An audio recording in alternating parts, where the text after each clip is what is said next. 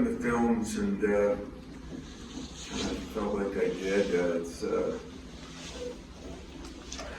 Did enough things to really play well enough, even when we were down 10. We just got that deficit and couldn't bounce back up on it. And most of it was poor shooting rather than poor defense. I thought our defense was pretty good. Rebounding was pretty good. Turnovers was pretty good. We didn't make some shots early. We made some shots later. I was pleased, but what I saw in both halves, if I was to be honest with you, as far as what we had to do to get better as a team, we gave ourselves a chance. We just didn't make some shots. We haven't been good offensively during this last 2 weeks, and we got some guys struggling a little bit, but thank God to the three guys that maybe are my hardest workers. So I still think that's going to come. There's no doubt we're in the toughest stretch of our season in this final days with 6 games and the number of games, I think 6 games against some of the best teams in the league. And we're on the road for 4 of them. That's no easy task, but it's also, as I said, a great opportunity for us. As far as Iowa, they had a couple early season losses. Their schedule was a little flipped than ours was. They've been one of the hottest teams in the league in the last 4 or 5 games. They're coming off a big win over Ohio State, which was great. They've been better defensively than maybe some of the Iowa teams, and they're leading in scoring offense, and they've got the Keegan Murray, whose father is from Battle Creek, and he was a great player at Iowa. He's got 2 sons that are there, both playing well. Keegan averaging 23 a game, but he's averaging 27 in the last 5 games. They got 4 guys in double figures. Bohannon's been there. Seems like we keep running into these point guards that have been there 5, 6, 7 years. He's been there a long time. They've got multiple weapons on offense. And when you got a guy like Bohannon who can shoot it, and a guy like Murray who can shoot it, drive it, and post up, there'll be some strange matchups for us. The same side of things, I think we played some of the best defensive teams in the conference these last couple of games, and we'll see what they do defensively against us, and hopefully we'll get our offense on track. Questions?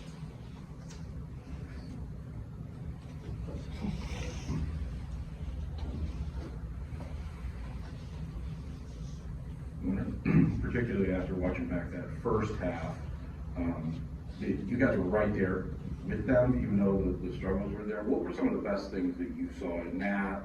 And maybe that, because you kind of mentioned that, it was... Well, we wanted to do some things. We were going to double down a little bit more, and then Grandison hits that first 3. And he hits 5 threes. He's never hit 5 in a game, and he hits 5 in the first half. And it was only 1 from the double down. He made that one in the corner by some of you guys that sit there that shouldn't have gone in a million years. And that's what happens when you get hot, get in the zone. But as far as how we covered the other 2 guys, I thought we did Frazier didn't even score a point, barely got a shot off. Plummer hit 1 shot, and that was about it. We did a great job on him. Covering Kofi.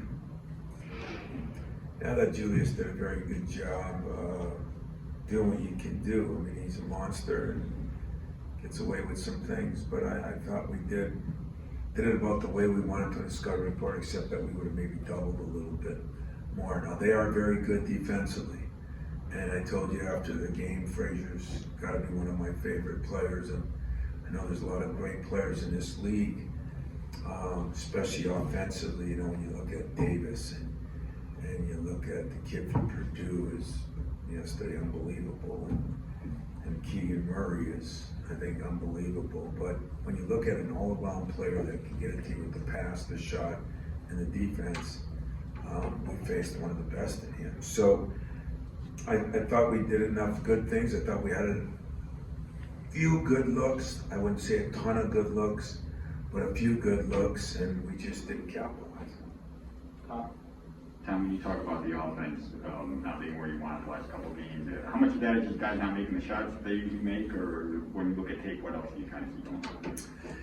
You know, a lot of it is the shots. I mean, we're just not making them. When you make shots, as Doug Hearn, my old assistant, says, it cures all evils. You know, if you take a bad shot and it goes in, you feel better about yourself.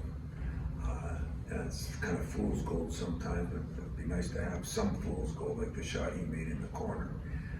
But I think I don't think we're still executing as well as we should. I think it's helping that our point guards are getting better, not because they scored, just coming off ball screens better. It's going to open some things up. We haven't been doing that. And, it's a broken record, but if we have a guy posting up, it gives us more space on the perimeter. If we got the guy out in the perimeter, it's hard too. So we got to find the happy medium in there.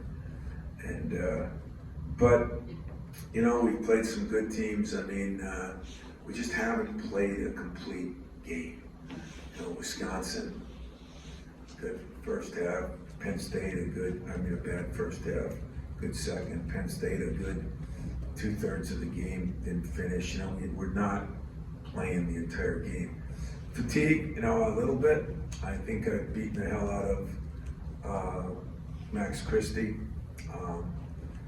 Jaden has been playing a lot more minutes and better. In the last game, didn't play as many because we needed to score some points, and that part of his game still isn't quite there yet, but love Jaden. So, we got to get Max some rest, got to get Gabe going and find a way to do that.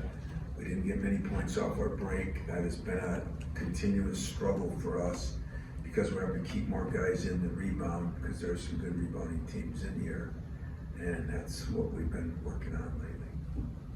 Now, with Keegan and his jump from last year to this year, I'm wondering what when you looked at him last year versus this year, where you see the differences, and is for a guy like Max Christie, is that the 1 year to the next type of example of what can be done with strength Yeah, I think Davis from Wisconsin, at the end of last year, you saw a little bit of Davis.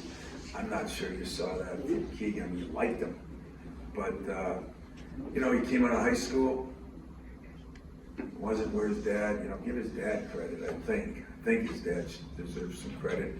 Put him in a prep 5th-year school, whatever, and then came back to Iowa, and so really he's, I think 3 years out of high school, I think, and it's just the experience and the weight room, the eating better, the strength is always big, but just the maturation of being a year older, for you, I, or anybody else, is part of it. Your experience, your understanding of things. I think if you ask Max, is it harder than you thought it was? He'd say yes. But I think if you asked any player that, they'd say yes. It's just that Max has such high standards for himself. And I think what I'm amazed about is he hasn't changed his defense or all other things, which most scorers let that influence him. Max can be a better player for what he's going through. He's just, for himself and us, we need him to get through it a little quicker, and I think he will. I think he'll respond. But Keegan has, almost done an unbelievable job. I think Fran deserves some credit, but I think Keegan and his brother both. His brother's improved a ton too. Those two guys have improved a lot. And Patrick McCaffrey, wasn't that many years ago, that I saw when he was a little kid and he had cancer, and so I have tremendous respect for him and what he's done because he's really making himself a player. And as he gets stronger, that kid's got a future too. Going off of that too, with Max, Brad Underwood said after the game that, it was a point of emphasis to try to shut Max down. That's been happening as of late too. So how do you just kind of sit down with him and reiterate to him that, keep your confidence up because, they're essentially guarding you as well as they can, Yeah, there's no doubt Frazier's their best defender. They put him on him, sometimes they put him on Gabe, best defenders, but Max has got attention because I think Max can beat you off the dribble a little bit too. And, he's frustrated, but he's not bummed out. You know, I look at his face once in a while, there, which you probably do too. Talk to his mom and dad over the weekend, and for what he's been through and the number of minutes he's playing, I really reiterate, I think he's done a phenomenal job of handling it. It's not easy, but because he kind of believes in himself, believes in our process, I think he's going to get better, and he's getting better. And you bring it up, I mean, he's had a better freshman year than a lot of those players we're talking about that took monstrous jumps. As hard as he works, I think he'll take some jumps before the season's over yet. I really do. So he's not down. If you interview him, I don't think you'll see him down. Disappointed, of course, because he knows that we need him to score. And what he doesn't realize, we need him to score and defend, because that's the kind of player he is. And that's a lot to put on a freshman. But he's handled it, and I keep putting it on him, and I think two of us will grow from it. Tommy, you were refreshingly honest when you were 16-4. I think at one point you called it fool's gold. You cautioned us that you're not as good as you are. Your schedule got tougher. You said that, and it did. So all that said, where are you with this team right now? Are you discouraged? Are you disappointed? Are they an enigma to you, or where are you? When I went to college, they had A, disappointed, B, enigma, 3, discouraged, 4, all of the above, and then E was always none of the above. And I think back, I think I flunked most of those classes. There were just too many options, you know. But I think I have helped a little bit of each. You know, there's no excuse for why you're playing so good at Penn State, and then you know, 2 turnovers, 2 bad shots. You know, you got to be more disciplined than that, and to win at this level. I think we're very inexperienced, not necessarily young, inexperienced, and we're trying to fight through that. And I think we've,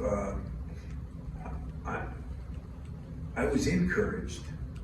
I don't believe in,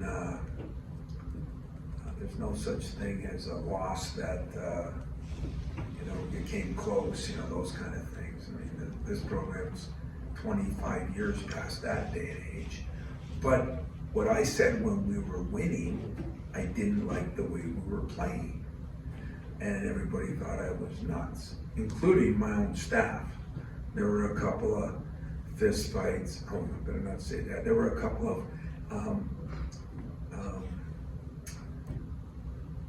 brief arguments in our staff room on how we were playing, and, you know, coach, we're winning, are you being too negative? No, I'm being a realist. I've been around this thing a long time. I know exactly what I think I see. And I did say it to you. That doesn't mean there was anything bad. I mean, I could say that about a lot of teams. You know, going into this last game, we were 1 game out of first. So does that mean that there are a lot of teams that we think are really, really good, including Illinois and Purdue, that have their struggles too?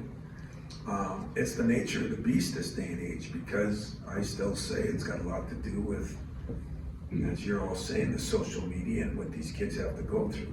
So I think that's that way all over the country, and I've made that point, which most people think are excuses, and it's not. But I do like the fact that we're starting to figure out that I thought we played up to our competition.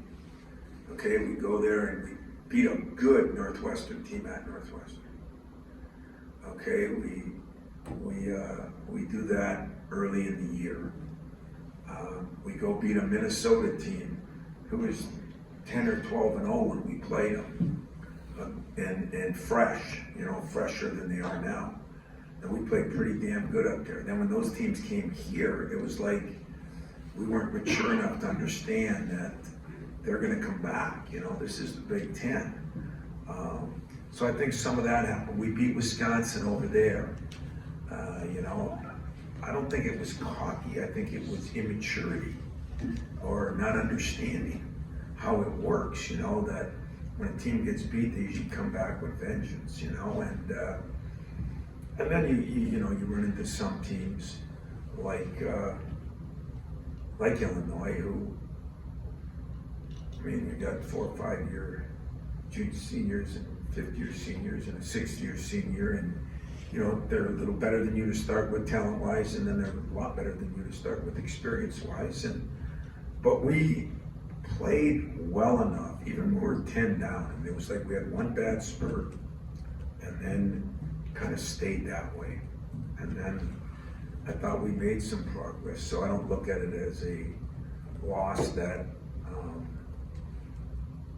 we played pretty good, so feel good about it. I wasn't happy after the game, and I'm still not happy. But I'm trying to understand this team and grow with them, and I'm trying to understand our schedule and why it was that way, and then it gets compounded with the Michigan setback. So, you know, we've got our work cut out for us. But we do also have a lot of opportunities, Fred. We have a lot of opportunities in this stretch to get better, and I don't have to worry about people thinking that they were just going to win a game because we beat them last time. Strangeness of this schedule, we're playing Iowa for the first time. Okay, we're going to play Ohio State for the first time. We're going to play Purdue for the first time. I mean, personally, I hate that about the schedule.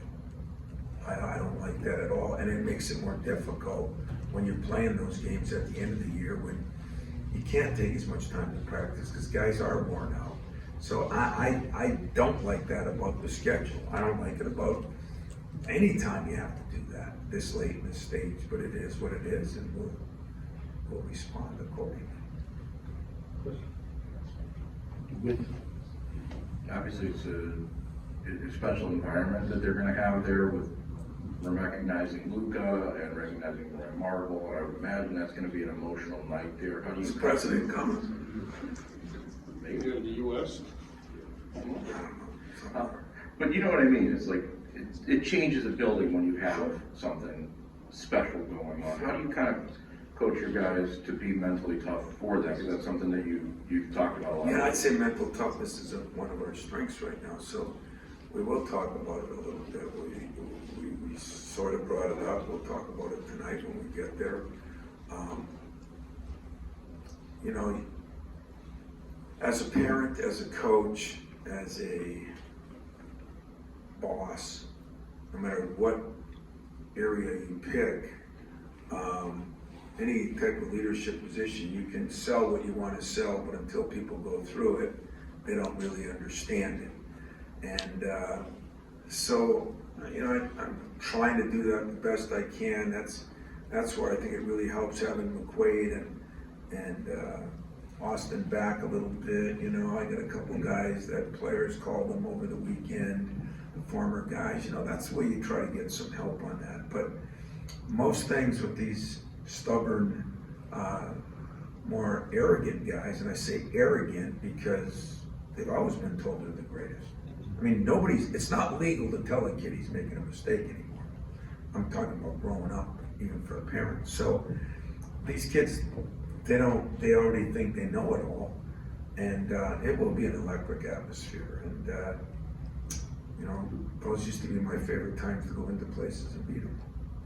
And that's the approach I'm going to take. Tom, you talk about the process. It seems like Jaden Akins is a guy that's kind of adhered to that. He's a freshman. He's been in your rotation since day one. Now, 3 months in, you know, please correct me, but it doesn't seem like he's, you know, yearning to do any more than sort of what his role just is and has been. Is that the way I guess he's been, and how impressed are you by that sort of freshman's discipline to just sort of stay in his role and not want to chew off more? Unless I read you wrong, you talked on that in a positive and a negative. You said he was doing a good job as the process with his role, but now he doesn't seem like he wants to do anything else. That's Not to do- question he's asked, What's that? Not to do more. It seems like he has no rush to do more, I guess, even though he's been Well, involved. that's another misnomer. If I gave you that impression as a coach, I want everybody to do more, but I think I understand what you're saying. Yeah, Jaden Akins, if you took a poll on our team, he'd be one of the favorite players on our team. Because he is like, I got a couple guys that are obsessed with where they want to end up. He has got an obsession almost above them. Just, he's a quiet assassin, if you ask me. He's just, this kid works on his game, he works on his schoolwork, I'm sick of seeing 4 points. He's been raised, and he works his tail off. Now, skill level, he's gotta get consistent shooting. There's no reason he's shooting in the 50s from the free throw line. Those things play factors, but we were starting to play him. I think we played him 22 minutes one game in the last 5. We're starting to play him more, and then the game came where we just needed more offense, and we chose to go a little different way. He didn't play as many minutes. But in my mind, Jaden will play 15 to 18 minutes this game, and I am really excited about the direction he's gone. I think he's one of those guys, say Max, but I think you're going to see Jaden. He's 178 pounds.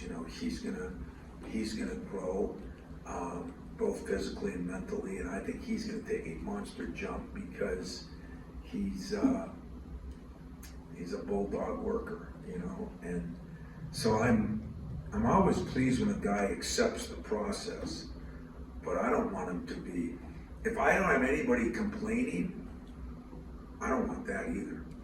I want you to come in my office, knock on the door, Coach, why am I not playing more minutes?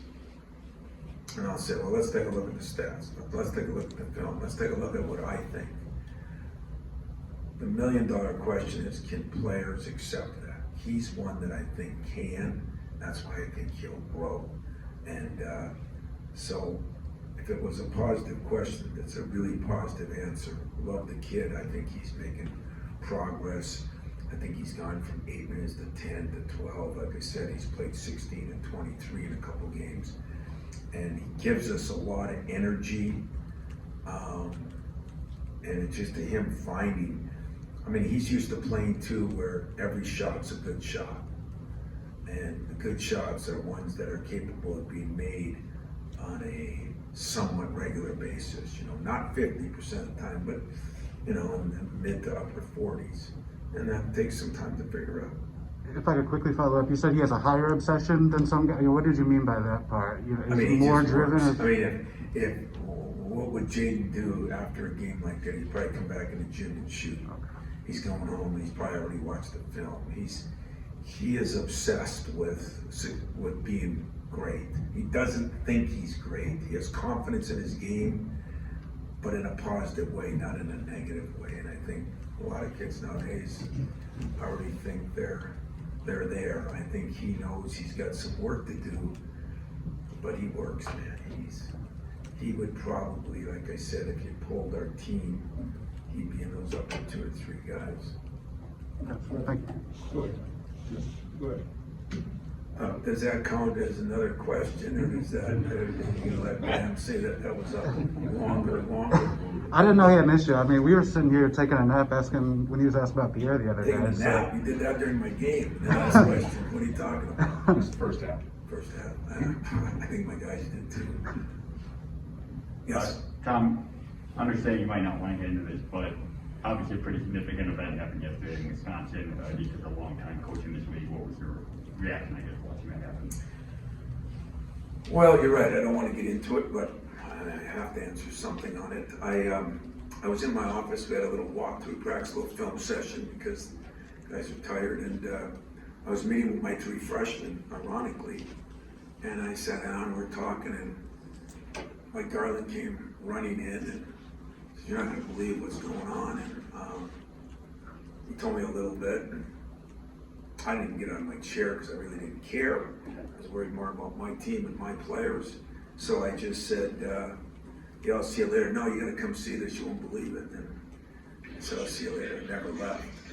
And so about a half hour later, I went out and they showed it to me on the phone. And I just couldn't see as much. I didn't know as much. And I never know what happens because, there's so many things that go on that you guys don't know. And what I've been through the last 4 or 5 years, I'm not jumping anything. But the only thing I would say is it was bad for college basketball.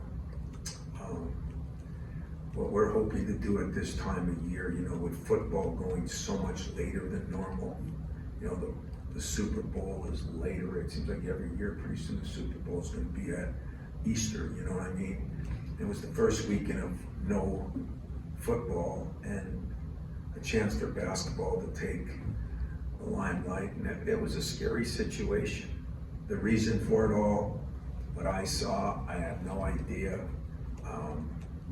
I just hope that everybody learns from it, gets better, and I guess it gave me a point when we met that night to reiterate to my players just how important it is to not get involved in anything.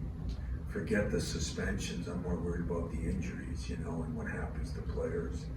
And didn't look good, but unlike a lot of people in the world, I'm not going to comment on something I don't know anything about, which is pretty common nowadays, both in the media and in the general public.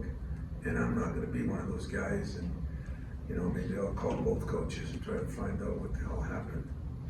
Or maybe I'll just coach my team and do it after the fact. Kyle took my question, but let me ask you this as a follow-up. Go ahead, Fred. Ask. In the social media world, which you love, and in the national broadcasting talk shows, there are suggestions, silly as they may be, that we should do away with the handshake line now. Oh my God. Have you heard that? Oh my God, I have. And I do got to comment on that since that's not insulting to anybody. That to me would be the biggest farce, joke, ridiculous nature of anything I've ever heard of. We've already taught these poor 18-year-olds that when you know, you're told to go to class and you don't like it, you can leave. We've already told these kids if you're not happy, you can do something else.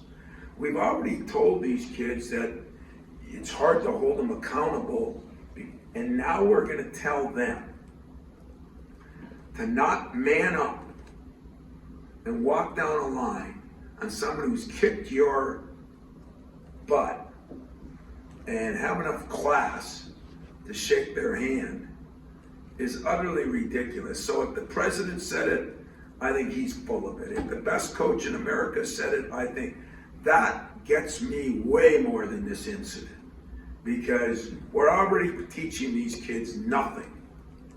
And then we're going to do something like that. I mean, I'm going to tell you something. In the last 3 games, Trace Jackson recruited him hard. I don't like his dad. I love his dad. Great, great guy.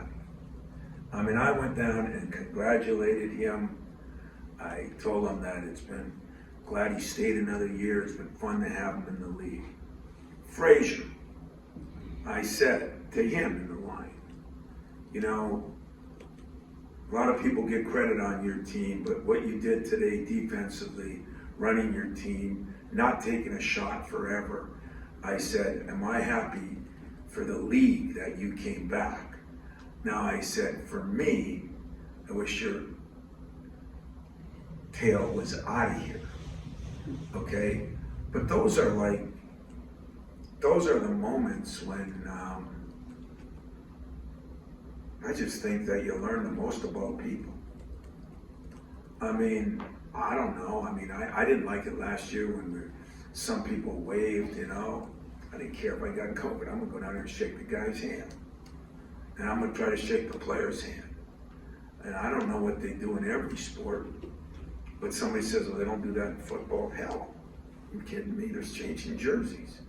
I mean, I'm a little bit in the Magic Johnson thing when he said that Pat Riley would say, don't be talking to anybody from the Celtics before the game. But when the series was over, you know, that's when the respect factor came. So the people that are saying that are the same people that don't want to teach players accountability, respect, or anything else. How about if we do this? Instead of not having the line, my buddy Mariucci, when he got the San Francisco 49er job, he had a deal where they practiced how they were going to go from the locker room to the field and played the national anthem and how they were going to tuck their helmets under their arm and went through the whole national anthem in practice. I thought that was awesome. So maybe we should teach people how to shake hands and what to do. And you didn't hit a sore spot with what happened. You hit a sore spot with that. I think that is absolutely ridiculous. If that's what we've come to, shame on whoever said it, in my humble opinion. I gotta make sure I say in my opinion, because we're all allowed to have an opinion now. So in my opinion, that is asinine. Chris? Kind of, as a continuance of this all from your perspective, in a heated game like that, how do you kind of de-escalate, say, game's over, put it behind you, both as a coach and as a mentor for the guys? Because I would imagine that's kind of one of those things that, as a coach, you don't ever want to see happen. Yeah, it is, and I have no idea. In other words, the first thing I said, was it a buzzer beater? Was it a bad call at the end? Did something fuel it? Then I found out they were down a lot, so I don't know what was going through his mind. I don't know what happened during the game. I don't know if there was a couple bad calls, if something happened. I don't know any of that. So I can't comment on that. I just say it's hard to de-escalate. I think what somebody should realize is these jobs that were high pressured are more pressured, because now you got to worry not only about your game and what's going on, you got to worry about players and who's recruiting them off your team and who's going pro, and you just got so many different things. You wouldn't appreciate how difficult it is each and every game, but there's still a right and a wrong in this whole thing, and not shaking hands. That's typical of our country right now. Instead of solving the problem, let's make an excuse and let's see if we can just, instead of confronting and demanding that it changes, let's eliminate it so that we don't have those problems. Let's try to do that. That's perfect us right now. That's not perfect me. That's not happening here. So if some team doesn't want to shake hands, you're going to see 15 of my guys walk down and shake air. We're going to shake air, and I'm going to shake air, and then we'll leave. Jesus. That's Tom, in a reading line like that, when the coach doesn't shake hands, what message does that send to the players, and what's the lesson that's taught? Jack, there might not be a guy in this room I love more than you, because I've been with you for 30-some years, but not even you will bait me into anything. Listen, I do not agree with what happened. I do not know the circumstances to why it happened. I really don't. I don't. I don't like it for our profession, but there's one thing about me that I will say. I'm a Big Ten guy. I believe in my university, but I believe in this conference. And this conference stands up for, we're the second best academic conference in the country. We're going to give the Ivy League some credit here. We have been a leader in so many aspects of things. And so, when things happen bad, whether it be what happened to us here, what happened to Penn State there, I feel bad for the conference. I know everybody thinks you hate Michigan or Ohio State hates it. Yeah, that's just normal. But I love the conference, and I love when teams in the conference do well. And I love the players in this conference, especially the ones that I watch sacrifice, go through the process, come back. I mean, those guys, I love those guys. They're not even on my team, and I like them, because I think they send a message. So what happened, if it was just what happened, what you saw, I think it was totally wrong. But if there were things that brought that on, then I'd be willing to listen and see before I wouldn't pass judgment like a lot of people do this day and age, because I don't care if I'm the first click. It doesn't bother me if I got 50 calls last night. Coaches, national media guys. I proudly did not return one of them. And I don't do that very often. But the calls weren't to see how Tom Izzo was doing. The calls were to try to start friction and get clicks. I would help each and every one of you with every part of your job except clicks. I have no interest in helping you in that. So I can't feel good about it, because when I saw those people, when I watched on the big screen, and I saw people swinging, and I saw the fans right behind them, reminded me of the Malice in the Palace. And it bothered me. But what instigated it, I don't know that whole thing, and I do. I feel bad for Juwan. I feel bad for Guard. I feel bad for all of them that are involved in it, because nothing good comes of it. That I've learned in the last few years. Nothing good comes of it. So I'll just say that, you know what, I hope for everybody's sake, more than the punishment that's dealt, I hope the lessons have been learned and we move forward and we continue to have this the best conference in the country. And I also hope somehow it helps Michigan State make a few shots. That'll really feel good. Anything else? Appreciate it, guys. Thanks. Thanks.